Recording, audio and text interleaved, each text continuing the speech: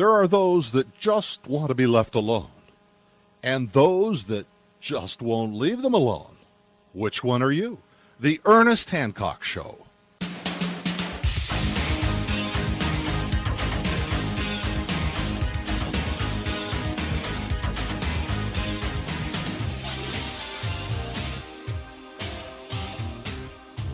Welcome back to Declare Your Independence with me, Ernest Hancock. I'm trying to get a beat on. We're going into another presidential election cycle, and there's just as much an opportunity to spark the people's imagination. You know, there's been a quote going around the internet that I started to see, and I'm going, yeah, that's cool, and have my name on it.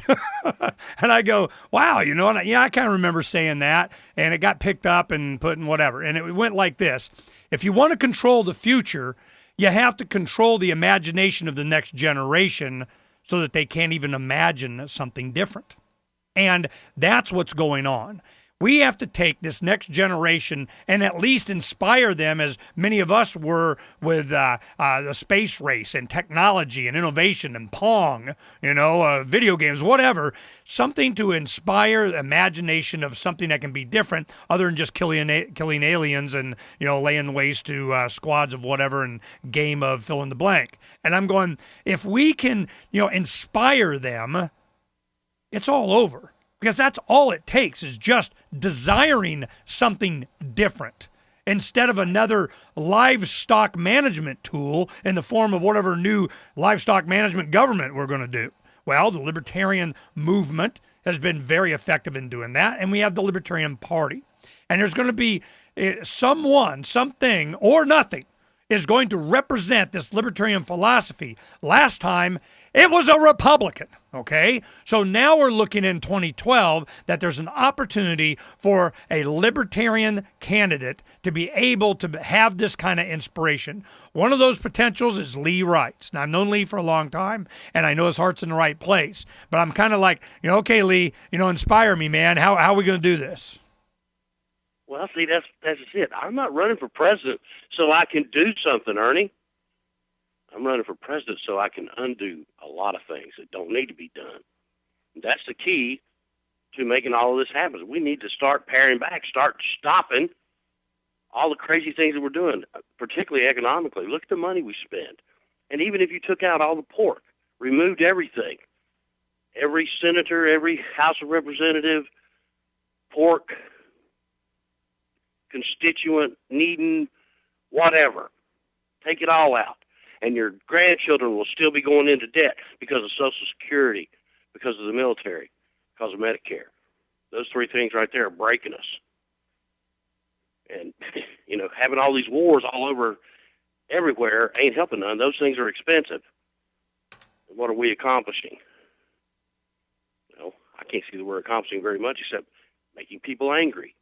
Well, waging peace is almost a technique. I mean, I'm wondering how you can inspire generation next. It's just, fortunately now it's different than when you and I were young activists. Everybody at least has heard the word libertarian. They might even know how to spell it and, pronounce it right. So I'm just going. It's time for us to stand up and represent and say what we really are, because that's going to appeal to the young people. Both of us were around in the 60s, Ernie. What stopped the Vietnam War? It was the young people saying, no, we won't go. We won't put up with this. And their parents saying, if you're going to vote for war, we're not going to send you back to Congress. It's just that plain and simple. They made an issue out of it, and they brought the troops home, and they put an end to the madness. And that's what it's going to take this time. That's what we need to do. The Libertarian Party needs to get out in front of this, stand up, represent, and set a good example for everybody else. Where is the Libertarian Party on all of this? You would think that this would be a shining moment for them to shine. I would think that they would be right what I'm saying, because I am speaking a libertarian message, truly, down to earth, bottom line, rock bottom, libertarian message, and that's what should be represented in the Libertarian Party. Well, what is the representation of the Libertarian Party? I mean, I'm looking for some kind of leadership coming out of somewhere, doing something, splashing on the page. I'm what's going on, man? Well, it's like I said, we need to start representing. We got to get out of this mode of trying to figure out what the American people want to hear, so that they'll give us 100,000 more votes, and get into a mode of thinking and being and talking about what people need to hear. And there's too much government. We got to get rid of it. We got to start paring it down. We got too many wars. We got a war on everything. We got a war on poverty, war on ignorance, war on drugs, war on terrorism, war in Afghanistan, war in Iraq. Iran's heating up. Pakistan too. Do you think Iran is a real threat of somebody doing something, put us in engagement with them? I don't think any of these countries are a real threat to America, to be frank. They're too small. If they were a real threat to us, we wouldn't be over there messing with them. You don't see us messing with China. No, the reason we don't is because China can kick our ass. No, we want to mess with people. We want to be the big bully on the block, flex our muscles, and show to the rest of the world that, better watch your P's and Q's. We'll come in here and take care of business. The rest of the world has a bad impression of Americans because of the way our government operates. They do not have a proper understanding of what the real individuals of America are really about and what they believe. They're not going to as long as Republicans and Democrats are in charge. They may not if the Libertarians are in charge, but I'm willing to give it a shot.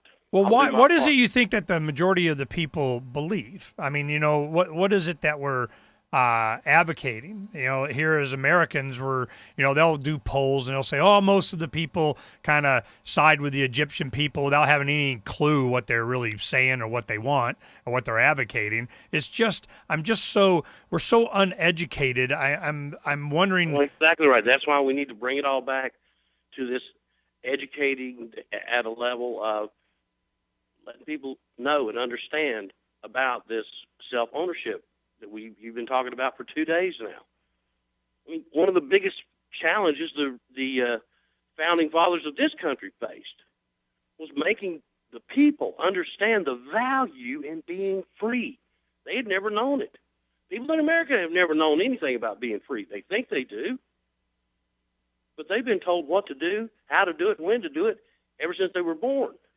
Started with their parents and moves right into big brother government. As soon as their parents let them go, it never changes. What do you think? Something about it. Well, I'm looking forward to, right now, we're in January, February of 2011. This is exact same time that we were right now, as we're making our move up North Phoenix up there and so on.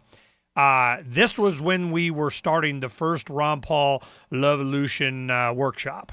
It was right now. This is when we were doing it.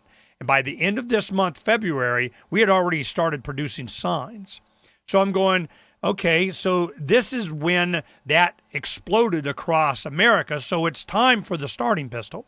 And I'm looking for, okay, it's the starting pistol for, what? I mean, it's got to be, clear. It's got to be something that inspires the minds of individuals to actually act upon something, and it just counting on the Libertarian Party, the party structure, which is very mature. It's in every state. We have ballot status all over. You have all these candidates and experienced people and so on. But even with all of that, maybe because of all of that, they're inert. There's everything that's being done, certainly even in the name of libertarianism, is not being done by, we have this, Egypt thing going on. So, I'll do it. We'll get it out and I'll work with whoever and we'll make it. But it always comes down to, some individual just bypassing all the crap and just making it happen. And I'm going, That's it. That's what we need to do. Don't depend too heavily on the Libertarian Party to do something. Follow the example of Ernest Hancock and Lee Wrights and Thomas Hill and Mary Ruard and scores of others activists in this party. If you're waiting for permission to do something, you're backing up. Don't wait for permission. Do it. Well, I wanted to introduce the audience to Lee Wrights. He just right now is about the time that we started the Levolution before, and there's an opportunity for the Libertarian Party to demonstrate what they're about and what they're supporting and what concept is that's inspiring them. Well, pay attention. Lee Wrights, W-R-I-G-H-T-S. Go ahead and Google him and see his information.